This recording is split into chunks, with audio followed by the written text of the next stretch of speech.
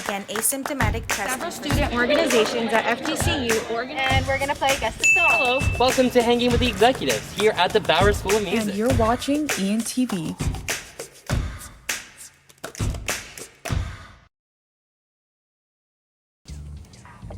Welcome back, everyone, to a new season of Hard Hitters. I'm Nick Aslin. I'm Carson Zorn. I'm Kevin Rollins. All right, so we have a whole new NFL season upon us.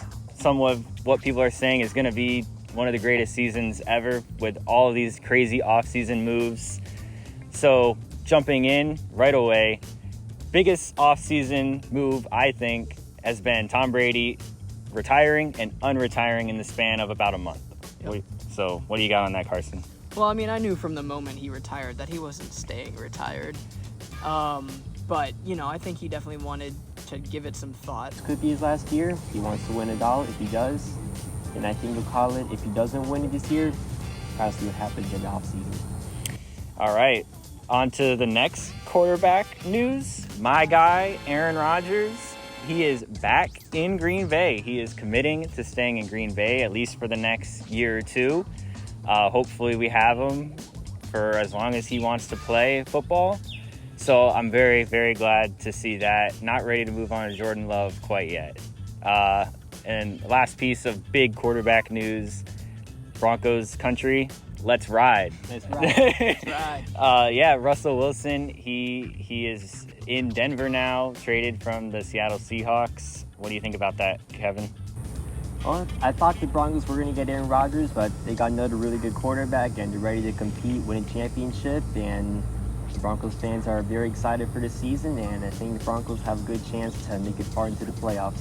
I've always thought they were a QB away from being a very legit playoff contender, and now they have one of the better QBs in the league. Yeah, definitely, even despite being in the hardest division in the league, which I'm sure we'll get into.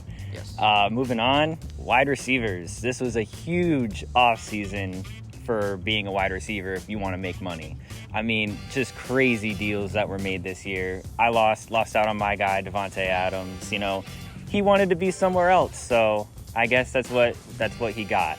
But he got traded. He got a whole new deal. Your new guy, Tyreek Hill. What do you got to say about that, Kevin? Very excited, and you know the fact that all this news with Tyreek coming to Miami, it broke within about an hour of the first rumors, and all happened so suddenly. But here we are. Miami has two great receivers on their team, and they're ready to compete now. I'm very excited. I think this could be a great year for the Dolphins. We cannot forget that the wide receiver that reset the market is Christian Kirk on the Man, Jaguars. Christian Kirk. Man who's never had a 1,000-yard receiving season, got $21 million a year. So thanks to Christian Kirk for resetting the wide receiver market. All right, now time to give our Week 1 predictions for the first week of the 2022 NFL season. Starting off Thursday night, the defending champs, the Los Angeles Rams against the Buffalo Bills in Los Angeles. I'm going to go with the Rams for this one. This one was a real toss-up, but I think being at home, the momentum coming off the Super Bowl, welcoming back, I don't think that it's going to be enough for the Bills with all that momentum behind the Rams for this game. What do you got, Carson? I agree with what you're saying. I know the defending champs fend very well in opening week games, but I think this is about to be the year of the Bills. I honestly do. Josh Allen has been playing at an MVP caliber level for the last couple of years, and the wide receiver core is stacked. And now the one thing that defense was missing was pass rush, and they signed Von Miller, who was on said Rams. I'm not sure if this is an upset, but I think the Bills win this game. I think that, like what Carson said, the Bills have everything they got. They're ready to make a huge run for the Super Bowl. All right, next game is the Saints versus the Falcons. Two very different looking teams this year. I got the Saints for this one. How about you, Carson? I don't have much to say on this one. The Falcons are looking like a team that's going to end up with a top 3 pick, and I think the Saints can make a playoff push. I think Jameis Winston is a lot better of a quarterback than people realize, and even though there was that head coaching shift over at the Saints, I think they're still going to be a good team this year. So, yeah, I got Saints easy in this one. All right, next game, two young QBs, the San Francisco 49ers against the Chicago Bears in Chicago. I'm going to roll with the 49ers here. I don't think it's going to be enough for the Bears, even being at home. 49ers offense looked pretty solid in preseason with Trey Lance. How about you, Kevin? enter Trey area. I think the 49ers take this one too, no problem. I'm also going with the 49ers. I know there is, we know what to expect from Justin Fields now. We don't know what to expect from Trey Lance exactly. All right, Carson, this is your matchup. Steelers versus Bengals. Who you got? I got to go with my Cincinnati Bengals, and I'm not going to be a homer all year. We will lose some games, just like 4, but it's going to be fine.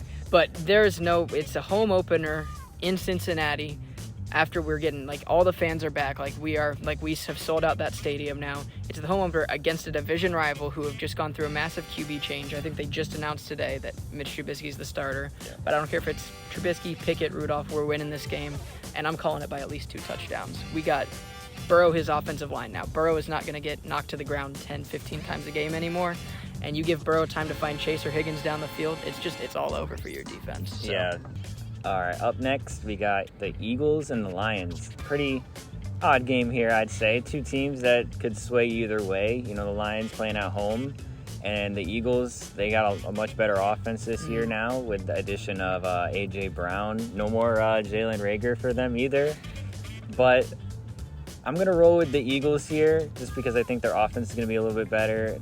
I'm more excited about their defense, and I just don't think the Lions are quite there yet, especially after how bad they were last year. Second year for Eagles coach Nick Sirianni. Second year for Lions coach Dan Campbell, MCDC. But I think for now the Eagles take this game.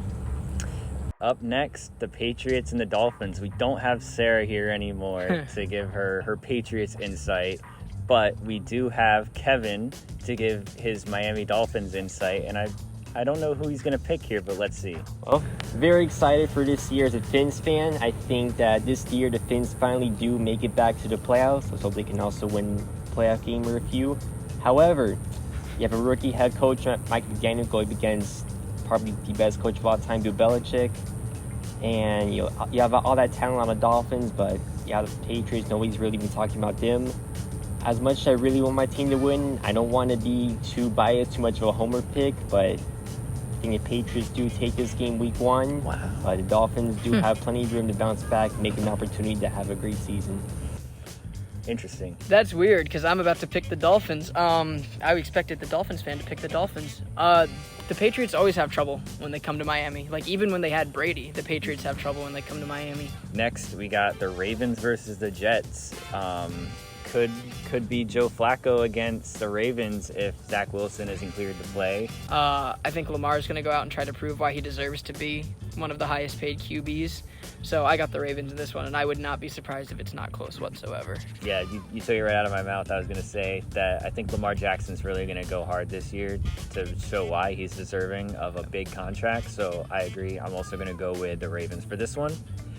But moving on, we got the Jaguars versus the Commanders. This is, I want to say maybe a toilet bowl here, but I'm going to roll with the Commanders, even though they got, I'd say, an upgrade at QB with Carson Wentz. I mean, who did they have last year? Taylor Heineke? Yeah. So I'm going to say that the Commanders get the win, their first win under their new name, Commanders. I actually am going to go with the Jaguars here. I think the Commanders are going to be all right this year. I mean, Carson Wentz is definitely an upgrade at QB, and Terry McLaurin and Jahan Dotson, I think, are 2 very good receivers that I think can cause a lot of problems for opposing defenses. But I think the the Commanders' defense is not as scary as it once was 2 years ago. Chase Young is going to be on IR for at least the first 4 games of the season. All right. Baker Mayfield revenge game. Browns versus Panthers in Carolina. I'm taking Baker Mayfield to 300 yards, 4 touchdowns. I got Panthers for this one. Baker is going to be a man on a mission in this game. I mean, the Cleveland Browns did everything they could this offseason to make him angry. And as a Bengals fan, I know what Baker Mayfield looks like when he's angry, and that's he puts up 400 yards and 4 touchdowns on our defense. So I am also going to take the Panthers in this one. I would be willing to place almost all the money in the world on Baker Mayfield having at least 350 passing yards and at least 3 touchdowns. It's going to be angry Baker. All right, Kevin. Colts versus Texans. Who you got? Tough pick here. I think the Colts take this one with ease. Texans, still a bit of a rebuild. They showed some flashes last year, but I think the Colts are ready to win now. They're ready to get back into the playoffs. Give me the Colts. Carson. Yeah, give me the Colts. The Colts were almost a playoff team last year, and they went and upgraded at QB. While I don't think Davis Mills is awful, and I think Lovie Smith is actually going to be a good head coach for the Texans, they just got almost no talent on that roster outside of Brandon Cooks. Yeah, that's about it. Brandon Cooks. Next, we got Giants versus the Titans. Giants looking like they might come in as a number 1 overall pick after this year. I got the Titans despite pretty much downgrading their offense, losing Julio Jones and A.J. Brown. Yeah. So I got Titans. Yeah, I still got the Titans. I think the Giants, everything you need to know about the Giants comes from the report that they all just got into a fight with each other at a practice this year, and there's that picture of one of the guys just dragging the other one out. All right, next, we got my game, Packers versus Vikings. I'm nervous about this one. The Packers have not played very well in US Bank Stadium. Vikings, I definitely think that they've upgraded their team this year, especially with the new head coach hire. Absolutely. Packers, I feel like their offense has definitely taken a bit of a hit, losing Devontae. And there's even question now of if Alan Lazard is going to be healthy for week 1. But I still got to stick with my Packers here. You know, they're undefeated in games where Devontae Adams hasn't played. It's definitely going to hurt us losing him. But I think we showed that we could manage how to run an offense without him. Great offense acquisitions in the draft with Romeo Doubs and Christian Watson. I'm excited for this year, and I think the Packers are going to come out victorious in week 1 against the Vikings. But I think the Packers are still going to be a great team this year, but I think it's going to take them a game or two to adjust to life without Devontae Adams. And even though we'll probably have a Sammy Watkins week 1 blow-up game where he has like 200 yards or something, I do think that the first couple games of the year you're going to see the Packers get off to a slower start, but not because they're bad, just because they're adjusting to life without their number 1 target.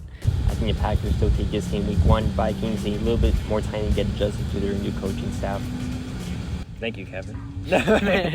All right, next. I'm excited about this one, too. The Chiefs versus the Cardinals. You know, Kyler Murray, he's put down Call of Duty. He's focused. He's focused on being quarterback this year. He's got that new contract, but I don't think it's going to be enough for them week 1. I still got the Chiefs winning this one, despite losing out on Patrick Mahomes' top weapon, Tyreek Hill. I think that the Cardinals' loss of Hopkins that hurts them a lot right now. I think the Chiefs still, Pat Mahomes probably the best quarterback in the league. He's up there along with Josh Allen and a few other guys, but I think the Chiefs take this game very close, high-scoring game, but Chiefs take this game week 1. Next up, we have the first AFC West matchup of the season, the Raiders versus the Chargers. I'm going with the Chargers. I'm really high on the Chargers for this year. Yeah, I am also very high on the Chargers for this year. I think if I had to pick my top 3 MVP candidates, Justin Herbert would be one of them. I think the Raiders are going to be better this year. I mean, they've already had great offensive weapons with Hunter Renfrow and Darren Waller, but now they add the best receiver in the league in Devontae Adams with his college teammate. The one question mark I have with the Raiders this year is Josh McDaniels as head coach. Up next, the Bucs versus Cowboys. We don't have Tyler with us anymore to spew his Buccaneers propaganda, but why don't you fill in for him, Carson? All right, I'll Who do fill you in. got? I'll do my best Tyler impression of hyping up the Buccaneers. Listen, Tom Brady is the greatest quarterback of all time. There is no doubt about it.